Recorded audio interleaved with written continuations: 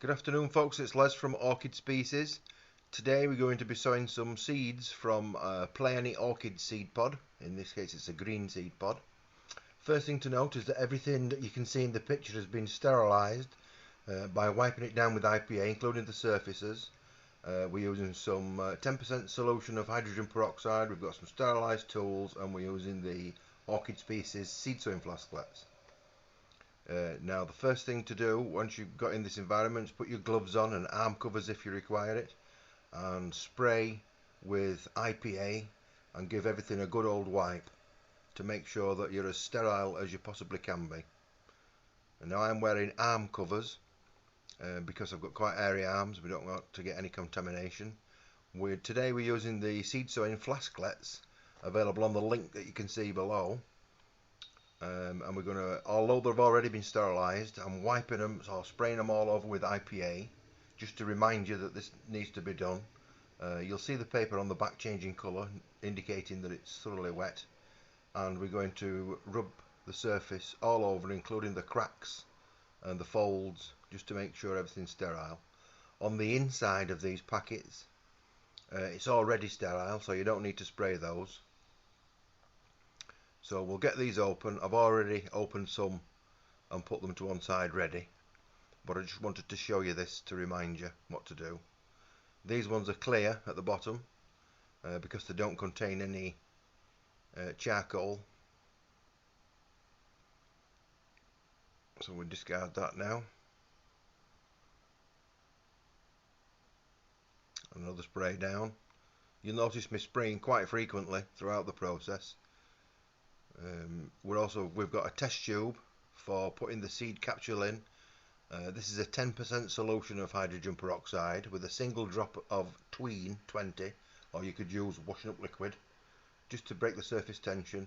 These are the tools, including a set of surgical scissors, a sterile set of tweezers, a new scalpel blade which I've just sterilised, and also a spatula tipped utensil to gather the seeds. All of those have been sterilised, including the actual glass vessel it's in.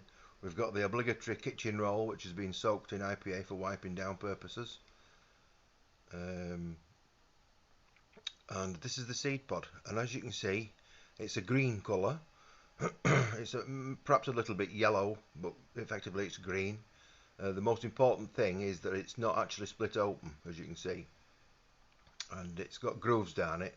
It's probably a little bit like a star fruit. If you took slices off it, it would be star shaped. So the first thing we're going to do, we're going to remove the crispy stalks. This is the flower end, and we need to remove the stalk itself where it was attached to the plant. And now what we're going to do is I'm going to dampen, I'll spray my hands first.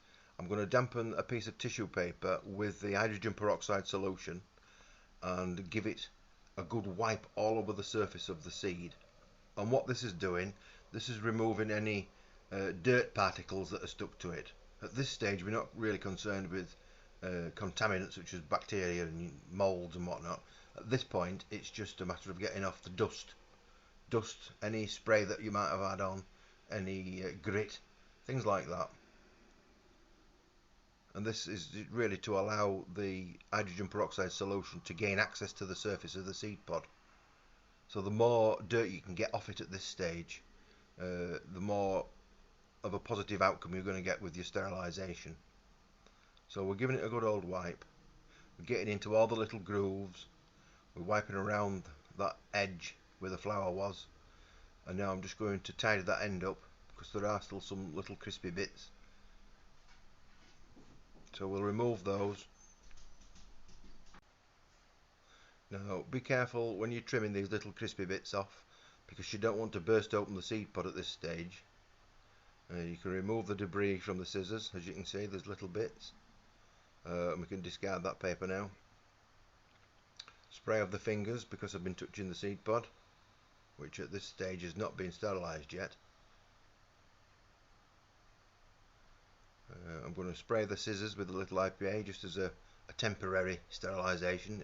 These will be given a full sterilisation treatment before they're actually used again, which could be autoclaved In actual fact, I've got a little incinerator that they're going. So here's a seed pod that we're ready to sterilise. So we'll drop it into the test tube. Now you could use a large syringe for this if you wanted, for reasons I shall explain shortly. Fill up the tube with the hydrogen peroxide solution and carefully put on the cap. Now this is going to need 10 minutes of soaking time, which would include quite frequent agitation to make sure that the liquid contacts the seed pod all over. Now the reason for using that you could use a syringe is because there is air still in this tube, and whenever there's a bubble it's not making contact with the seed pod. So you could use a large syringe, drop in the seed pod, fill it up with the hydrogen peroxide solution, and then expel the air bubbles from the syringe itself and plug the end. Another spray down with IPA to make sure my fingers are sterilised again, and we can start clearing up this work area.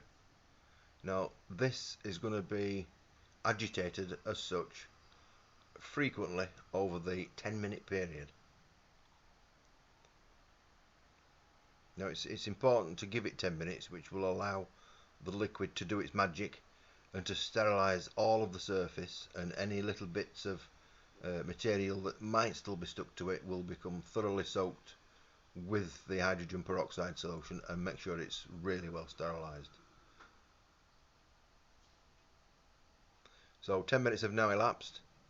It's had frequent agitation, as we've said, and that seed pod should now be almost sterilised.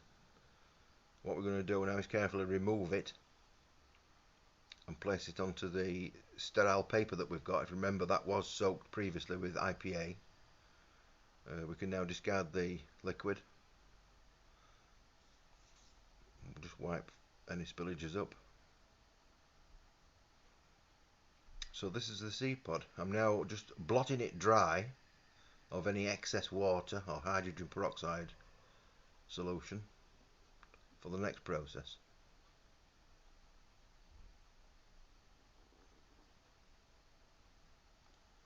Spray the fingers again with IPA.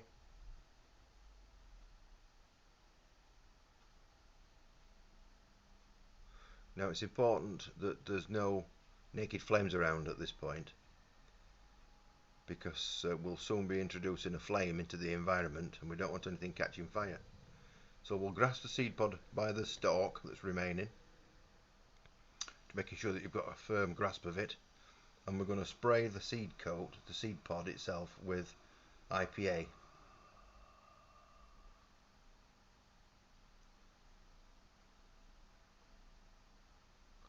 And now we're going to set fire to it. I'm using a lighter, and what this is doing, this is sterilising the outside of the seed pod for any areas that might not have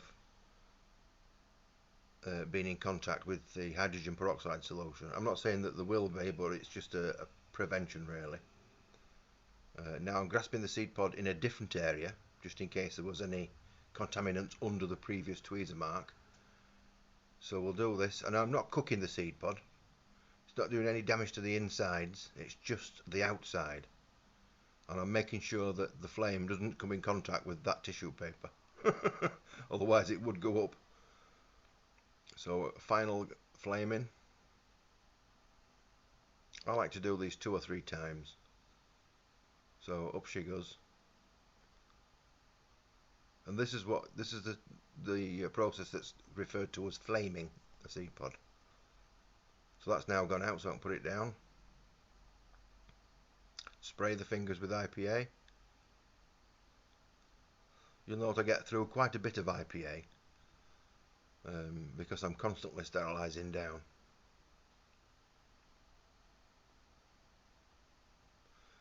We've now got a new piece of paper which I'm sterilising with IPA again, as you can see, soaking it wet through.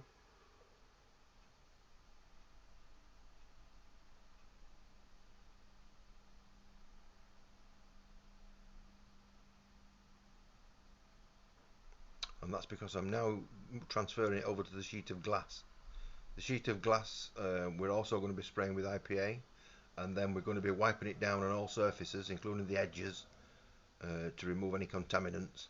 And this is going to be our cutting up surface.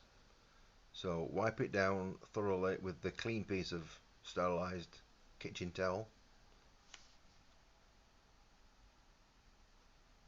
As you can see, place it down on the sterile surface. We've got the tweezers, which I shall just spray with IPA, because if you remember, they were in contact with the seed pod, so they're sterilised again.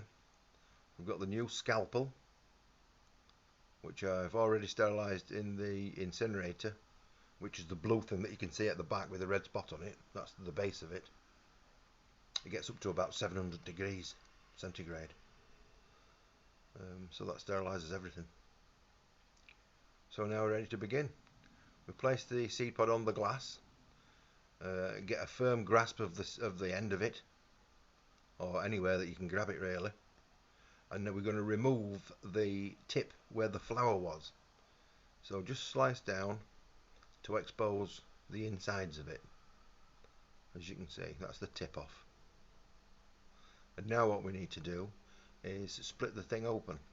So we're going to take a slice into it and then run the blade along its length, so that we've got a little strip that comes off like that. And now we're in the inside of the seed pod. So I'll just show you this. Hopefully you can see that the little speckles are the seeds themselves, and it's only like dust, because of course an orchid seed is different to any other kind of seed in that it doesn't have a food source built into it. So we're going to use these seed sowing flasklettes. You can buy these on the link that's at the bottom of the screen, and we're going to use the little paddle-ended spatula to remove some of the seeds from the seed pod. The flasklettes are also available, or the flasking powder material is available as powder, so you can make up your own material if you wanted, if you feel that you've got the time and the equipment to do so. So we've deposited a small amount of seed on the surface of the growing medium, and we're spreading it out evenly across the surface, as you can see.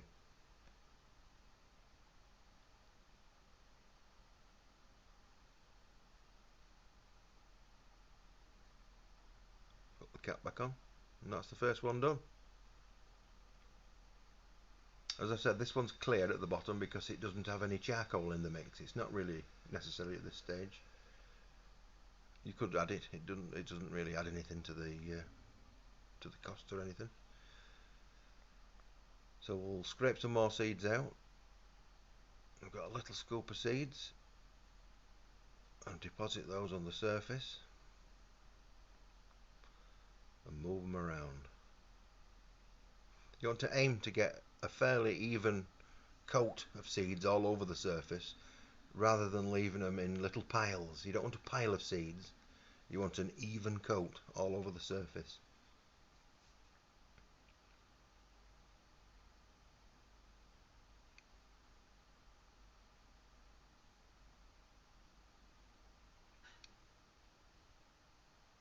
Another scoop.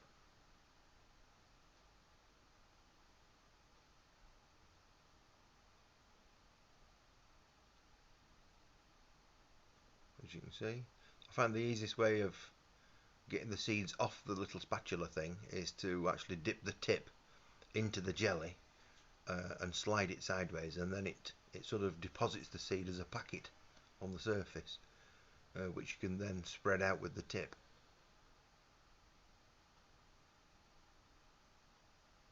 Show you that again.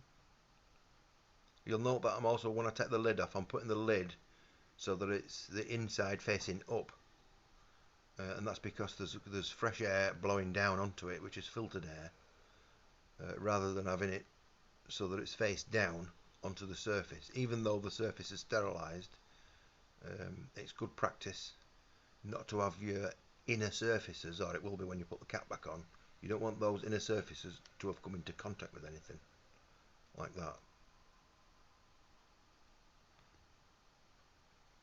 Now these caps are fitted with a 0.2 of a micron filter, which allows gas exchange, which is oxygen basically. It allows a gas exchange into the growing seeds, but it prevents any bacteria or any fungus or any other kind of contaminants into the gel. If you remove, once you've taken these tubes out of this sterile environment, as we've said before, I'm using a laminar flow hood, but you at home could use a polystyrene box, or you could make a box out of MDF, you know, the laminated covered one, or laminate covered one. You do all this process inside your sterile area, but once you take the plants or the tubes out of that sterile area, you must not remove that lid, because if you remove the lid outside the sterile area, the game's up, because bacteria will get in and that's that tube destroyed. So once you've done this, you don't take the tops off again until you're ready to take the seedlings out and either transplant them into other flasklets, which would be the transplant and replate flasklets, or into mother flasks, or even into seed trays if they're big enough.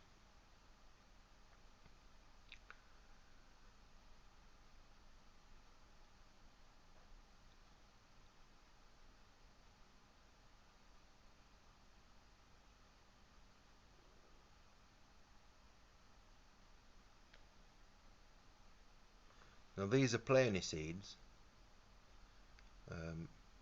Pleione seeds are strange little orchids. They're orchids which form a bulb, which is deciduous, so it drops its leaves. A little bit like a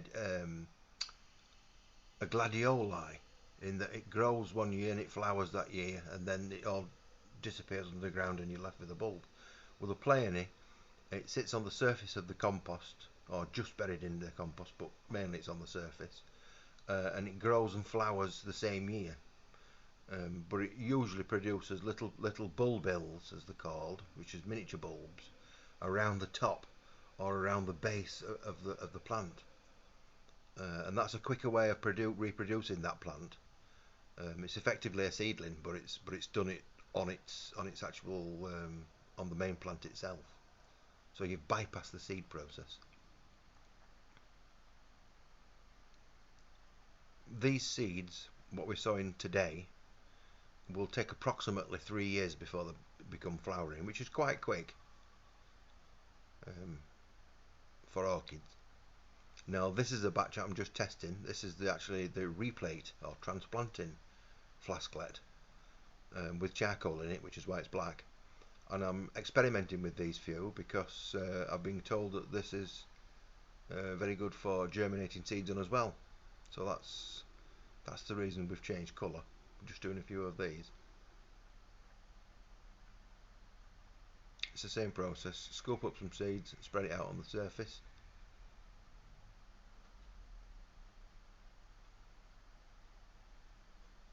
On with the cap.